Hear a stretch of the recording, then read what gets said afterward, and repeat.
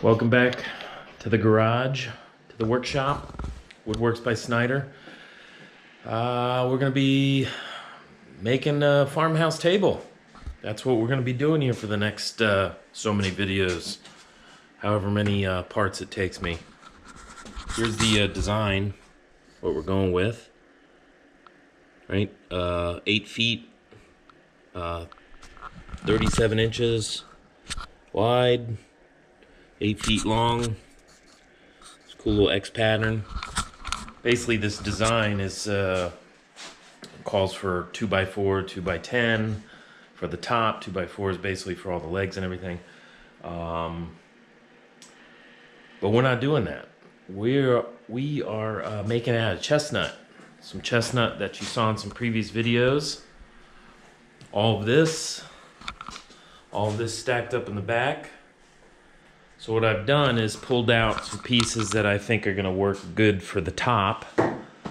And you can see all these splits and checks in them and everything, which we're going to jazz it up and use some epoxy to fill that. Some cool black epoxy. When we get to it, I'll show you. It's made by Eye Candy, I think, and it's got like it's called Samurai Black. It's like a metallic-y look, but it's got the black. So I don't think some of these crazy epoxy colors that they got going with the wood are awesome, but I don't want to detract from the wood itself, from the chestnut, because it's a cool looking wood. So what we're doing is, I don't have a jointer, right? What you should be doing with this rough board, get one edge clean, straight edge, using the jointer, and then you can use that, and essentially you're jointing or flattening one side of it. Basically run it through the jointer, flatten this edge, run this up against the edge of the jointer, and flatten one side of it. Then you can run that through the table saw, and you got nice parallel edges, everything. Then you can run it through the planer. Well, I don't have a jointer. So what I'm doing is just running both sides through the planer to a certain depth. They'll probably, for the tabletop, end up being 1 inch thick. But right now what I've done is here's one piece that I've gone through the planer. And it's about 1 inch and 1/8. So I'll do that. I'll leave this like this at this thickness. I will probably, once I do all of these boards I need to do, I will probably use the track saw, get one straight edge here, and then I can run it through the table saw, get the other straight edge, cut to length. And then probably come back at that point, I'm going to epoxy some of these cracks. So this big one that you see here, it's got like kind of crack right through the center. This one here, I think is really cool. Again, crack through the center. Unfortunately, I don't have enough good wood at length. I need 8 feet. I don't have enough of that. So essentially the top is gonna be almost like a wood floor, right? Staggered joints. It's still gonna come out beautiful, but I'm gonna use this piece over here with this middle crack, and this piece that's to match up, because they'll match up nicely. It'll look like it's one piece. That's the goal. But that piece there with the crack in the center is going to essentially be the centerpiece of the table. And you have this cool epoxy seam running through it. And then the rest of this stuff will end up being, on the sides of this to make whatever the 37 inches is. But the reason I'm planing to a rough thickness right now, and then gonna epoxy, and then I'll joint it up or join them up, is because these pieces are so weak. You can see I could almost snap this with my hand if I pushed hard enough. The act of joining the boards together and then flipping the top, this and that, this is gonna just snap. So I'm gonna plane these to a rough thickness. Then I'll do the epoxy, and that'll strengthen this up, and then I'll come back and I can join them or plane them to a thickness that I need, join them up, and have one big strong tabletop.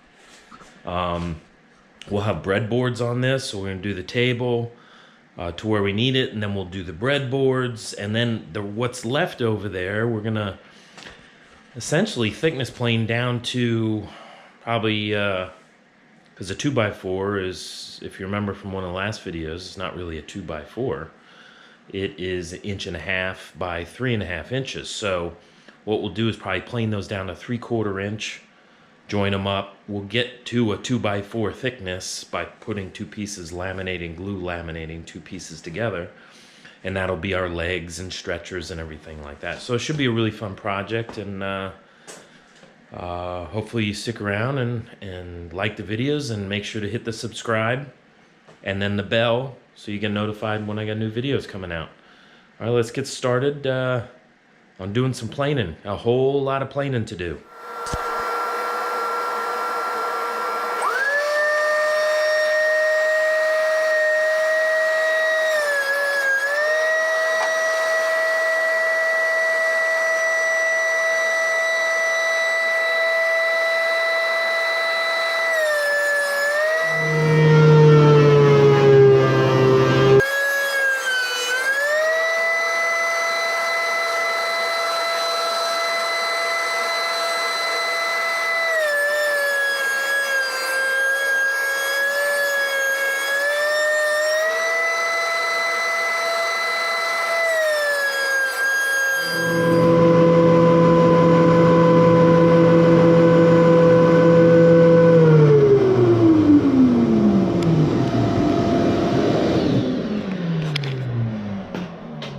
So, downside of using reclaimed lumber like this, I can't hear myself talk. So this came off of somebody's farm. It's like 100-year-old logs. I think it was like a log cabin type of thing. And then they rough milled these logs into these pieces that I was showing you maybe 3 years ago, 4 years ago. I've been sitting inside.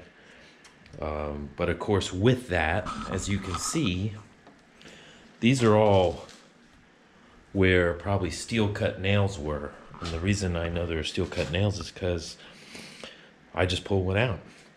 So every once in a while, you know, that's nice on the old planer blades, which I just switched out. You hear a ee, and then you hear ee. And so that's what you get right there. You can see the sharp edge where it went through the planer, boom. But every once in a while, there's one hidden in here. Most of them are out, but you know, it's hard. Once you start planing down and get through some of the nasty wood and get to this cleaner wood, you know, one of these pops up. That's just what you got to deal with. It's like, you know, when you're shaving, a nice smooth shave, right? And then pop, you nick your face and blood. It's the same thing that happens there. Nice clean shave, and then you get a nice steel cut nail.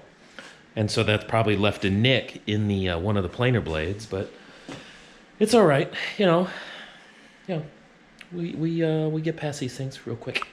All right, let's keep planing. We got a shitload of planing to do.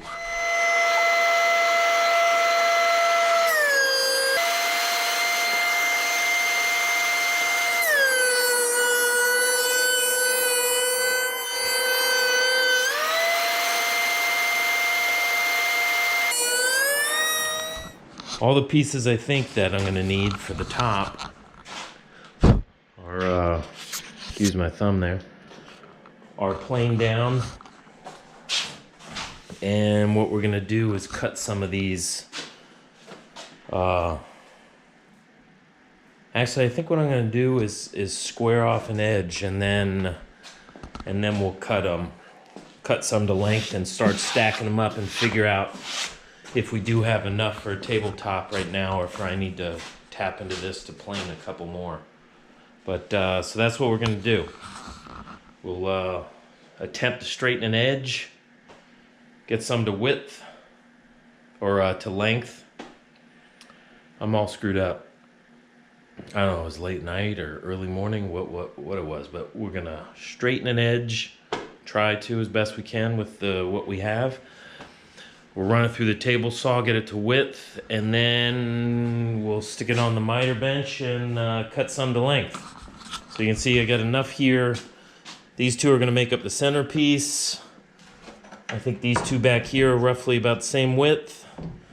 We'll get a piece out of that, and then we've got some boards here. And then these two big suckers are gonna end up being the breadboards, which are at the ends of the table. So it should be interesting table. I think it's gonna look pretty sweet. So let's get straightening.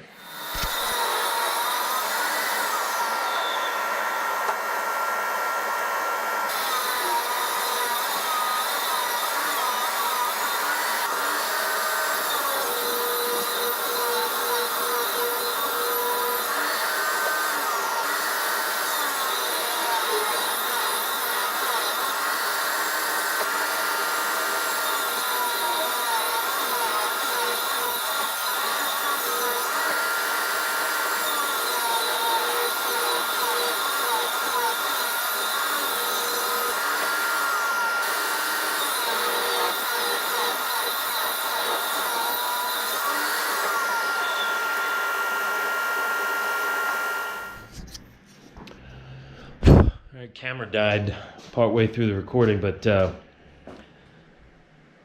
got everything roughed out pretty much.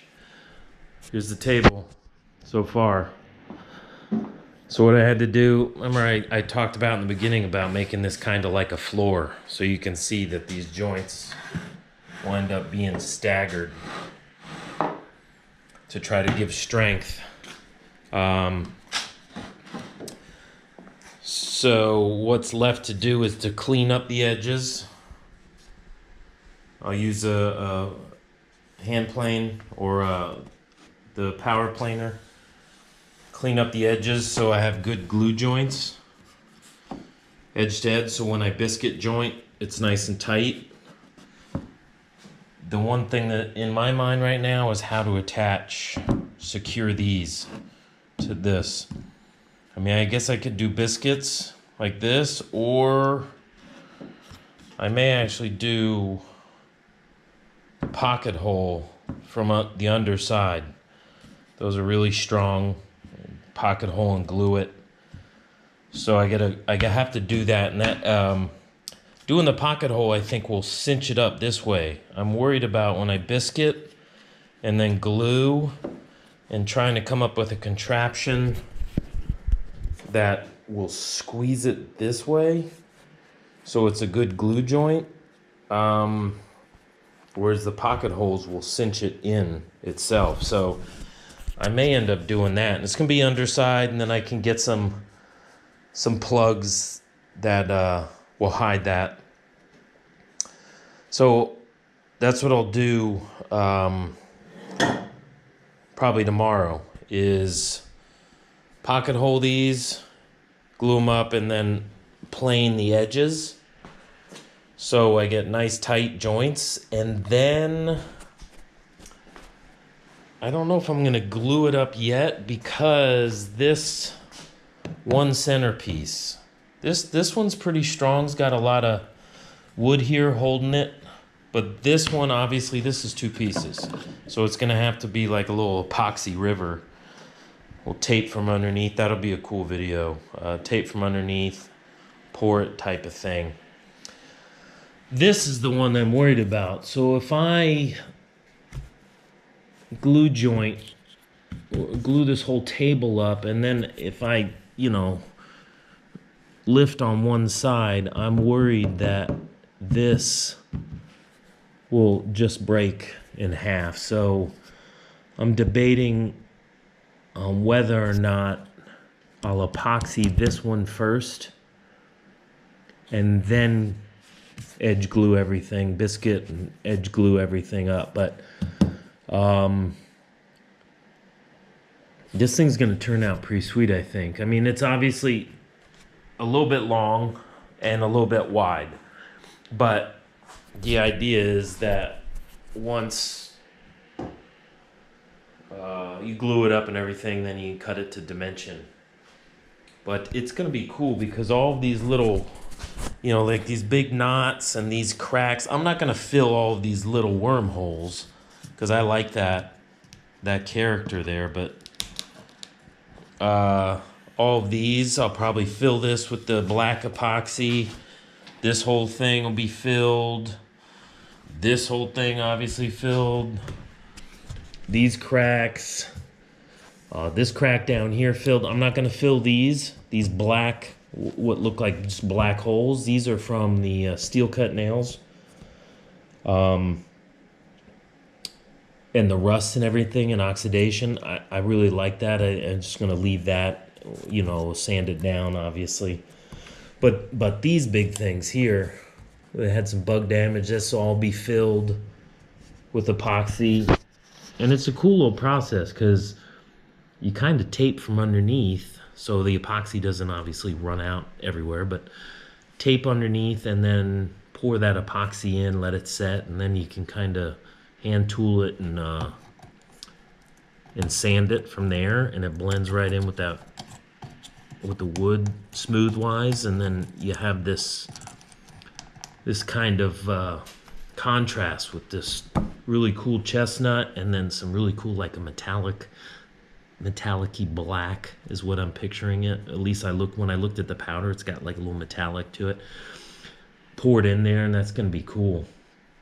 And then, you know, then we'll have a solid top to start working the breadboard ends, and then start taking all this other lumber and turn it into something I can use for the legs, two legs and the stretchers and everything.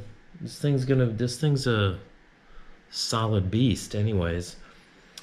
So thank you for joining me today. We'll get back at it a little bit tomorrow before Super Bowl Sunday. We'll try to get a little bit of woodworking in before we head out and go to somebody's house for a little Super Bowl party. But thank you for joining me. Make sure to like the video. Make sure to subscribe. And join me on the next one. Thank you.